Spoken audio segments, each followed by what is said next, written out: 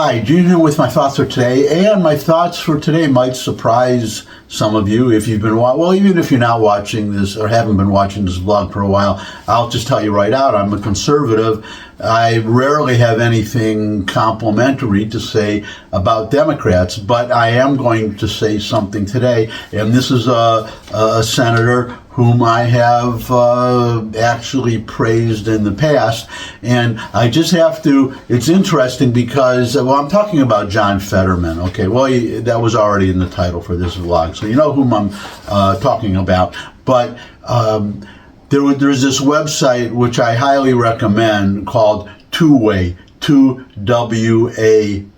You can find it on YouTube. It's Mark Halperin. He's a political journalist, and he has two people on, a Democrat and Republican. These very civilized, very friendly discussions. It's on the Republican side. It's Sean Spicer, who was in Trump's first term was the press secretary for a while, and then on the other side, another Democrat operative, Dan Turentino, and they were each asked by Mark Halperin, who is the Democrat that in the next presidential election that Republicans should fear the most, that would have the most chance of winning. And they both throw out some of the usual names, but they really said that they threw out Josh Shapiro and Alexandria Ocasio-Cortez, a couple of, the usual, Gavin Newsom, the usual suspects, and saying, really saying that they're not, at least Sean Spicer, both of them actually agreeing that none of them are really formidable. But if you ask me, if you expand that list of people who you really would not expect to actually run for president, all of those other ones are potential candidates. This one has never expressed, Fetterman has never expressed an interest in pursuing the presidency. Plus he had a stroke, which is a point against. I was going to say a stroke against him. That's a very bad pun. So I stopped myself in time. But he is a Democrat that I would fear the most if he ever chose to run, because he's I would put him with a kind of a Clinton type Democrat, which is why I don't think he would would want to run, because he would know that he would have little chance of getting the nomination, because the party, the Democratic Party, is so far to the left now that the odds would be small. I don't even think Bill Clinton, if he had been running today instead of when he did, would have a chance of even being the nominee. But if he were the nominee, I believe he could win for the very same reason. Well, Fetterman, he can work with Republicans. He is somebody. I would not want him to win. I would not want him to be president of the United States mostly because of this far left wing of his party that he would have to deal with. But if he were, I would not be afraid. I would not be worried. A conservative would be able to sleep at night if Fetterman were the president of the United States, because he has common sense and he works with. He just strikes me as someone, he speaks against the extreme left of his party, but he strikes me as somebody who can work with Republicans to get things, to have a sane, I was going to say efficient government, but that's kind of a non sequitur these days. Efficient government. I don't think we're going to have an efficient government for a while, and no matter who the president is. But I'm just going to show you an article today, because now about Iran, he's obviously not one of these people that rushed off to Honduras, to El Salvador. He's not calling for justice for Abrego Garcia. None of that. He's sensible, and that's why this article I want to share with you right now. And here's the headline: waste that blank. In an interview with Free Beacon, that's the website, news website, Fetterman tells Trump to dump Iran talks and destroy Tehran's nuclear facilities. Senator John Fetterman, Democrat, Pennsylvania, says the Trump administration should drop nuclear negotiations with Iran and finish off the country's nuclear facilities with a military strike. Waste that blank, the Pennsylvania Democrat told the Washington Free Beacon in an interview on Wednesday. You're never going to be able to negotiate with that kind of regime that has been destabilizing the region for decades already. And now we have an incredible window, I believe, to do that, to strike and destroy Iran's nuclear facilities. Fetterman dismissed the foreign policy experts who warned that striking Iran would lead to the outbreak of a regional war. And remember, all of these so-called experts were all wrong, he said. You know, they've been saying for years and years, Hezbollah was the ultimate badass that kept Israel in check. And we can't move on anything beyond that. And, well, we know how things turned out and are turning out with Hezbollah. And these experts are all wrong. So I'm with Fetterman on that, but also I'm with him against Trump, even though I voted for him and I generally support him. But there are pros and cons. People think that if anybody thinks I blindly support Donald Trump, I don't. You consider the alternative and the person who's close. And economically, he's been a great president. I have a problem with the way he is doing this tariff business, but he just announced today that they have already 200 deals worked out. They'll be announcing them, not too distant future.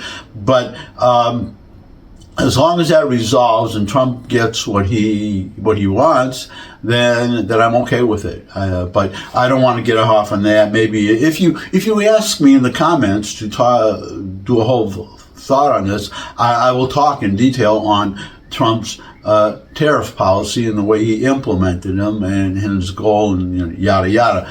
But for now, it's just that I am and so the Israelis are freaking out over this, but I just think that Trump, he is so fixated, in my opinion, with being the only president in recent history who has not got us into a war that he will do anything to avoid. He always says, well, do this, that, or the other thing to our adversaries, or there will be quote unquote hell to pay. But I haven't seen the hell to pay yet, really. Maybe the Houthis, bombing the Houthis. And you may see a change there, by the way. The Yemeni government, the legitimate government, supposedly they're planning an 80,000 man, 80,000 soldiers going to attack the Houthis, and with the combined with the bombing from us, that they may well succeed, and that would really be great. That would end another threat to Israel, and you may see Yemen joining the Abraham Accords. Who knows? But the point is that Iran, you cannot negotiate with them. Trump is going to do something. Well, you had Marco Rubio who said the only sensible thing, if they want to have a nuclear program, their civilian nuclear power, a lot of countries have that. They don't refine uranium. What they do is they import uranium, and it usually comes in the form of these uranium rods that I believe are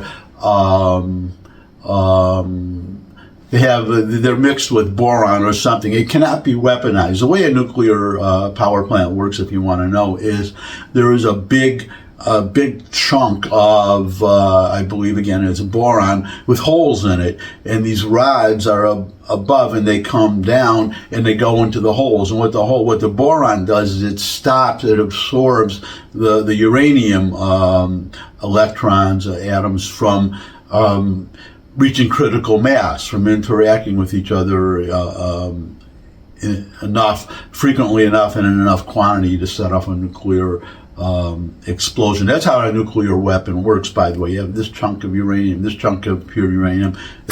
An implosion forces them together, and once they're together, then you have enough for fission to occur. I'm not going to bore you with the details, but these rods go into the holes, and then if you insert them all the way into the holes, the boron stops any reaction whatsoever. Then you raise the rods out of the holes, and depending how far you raise them, you can generate heat to create steam from water, and that powers the turbines that give us our electricity. So the big danger that if you pull the rods all the way out, then you have a meltdown, but you cannot have a nuclear explosion. So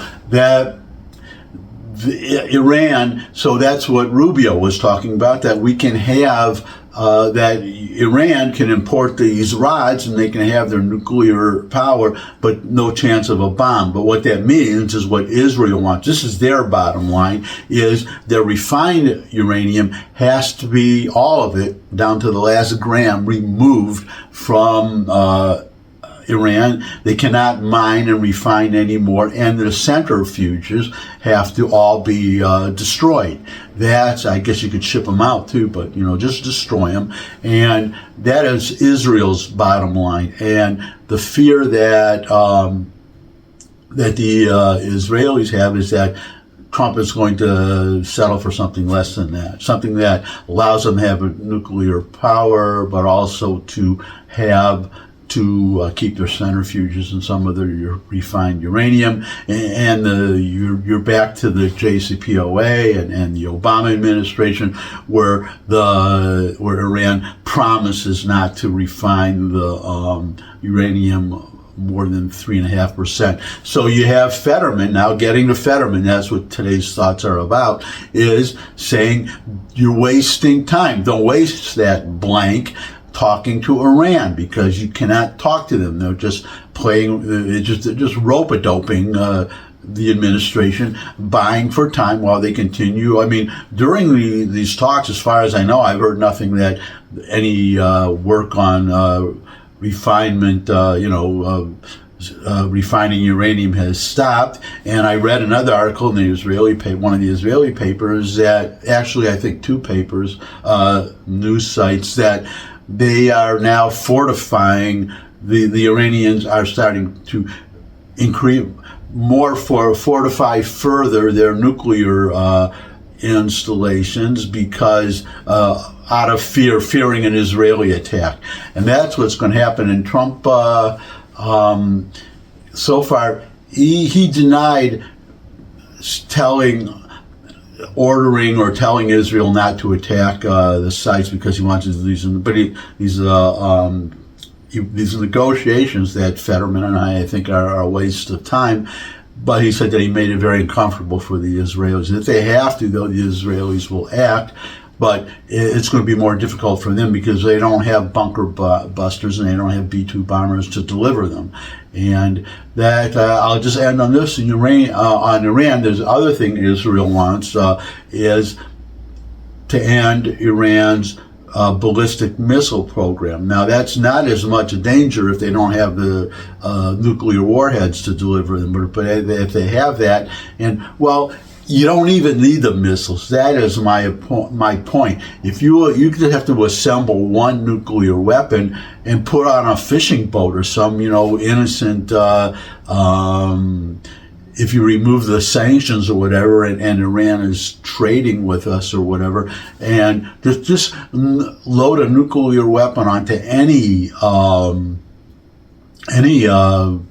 naval vessel and sail it into the Gulf of America, sail it into the Frisco Bay, San Francisco Bay. The San Franciscans hate to have San Francisco called Frisco. They hate that, I understand. So San Francisco Bay, and explode it there. I wonder, you can make nuclear weapons so small, perhaps, maybe you just put it on a civilian airplane, put it on a Piper Cub and just fly it over anywhere. The pilot's probably a suicide, bomber anyways, so happy to do that. And I don't know, you see the dangers of Iran getting a nuclear weapon, so bad, and it is a mistake, and I agree with Fetterman about this.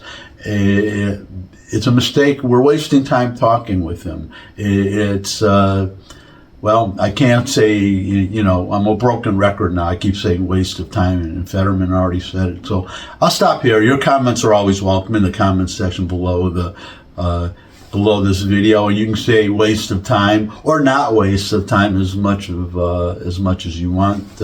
Maybe you support the negotiations and think they could prove useful. You're welcome to say it. All points of view are welcome. If you could subscribe, that would really be great. Share this video with anyone you think would benefit from it. But most of all, come back and see me again. I would love to see all of you again. And until I do see all of you again, bye.